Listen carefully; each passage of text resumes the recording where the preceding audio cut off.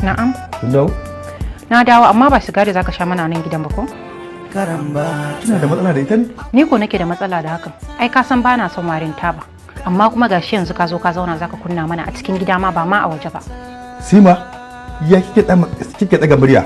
Idan makota suka ji, za su gane cewa fa ni ba ne na haife ki ba. Kawai zaman bariki muke yi. To su ji mana, ina ruwana da wani? Ai ban da matsala da wani.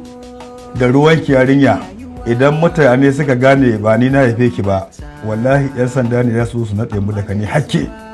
Gaskiya idan baka daina shan taba ba, zan kore ka na nemi wani wanda zamu dinga dil din nan da shi.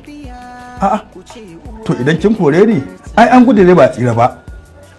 Kin ga dai abin da ake gudu dai ta faru kenan. Za a gane cewa din ba ni na haife ki ba. Da can kafin in dawo wannan garin garuruwa nawa na zauna. Sai in canza gari wata tsiya ce? To shikenan, naji. Yanzu dai ba wannan ba. Ya kuka da ofisa? Wannan fa ta kare masa, na tatike shi bashi da sauran wani mamora a gurina. To, idan dai kin san kin sallame shi, ba shi da ko sisi, kawai ki watsar da shi, sai mu nemi wani mu haɗa dil ɗinmu da shi. A'a, mun haɗa guroma da yawa a garin nan. Kamata yanzu mu tashi mu koma wani garin. In ban da abinki, duka wata nawa akai? Ai wata 10 ne. Kacal.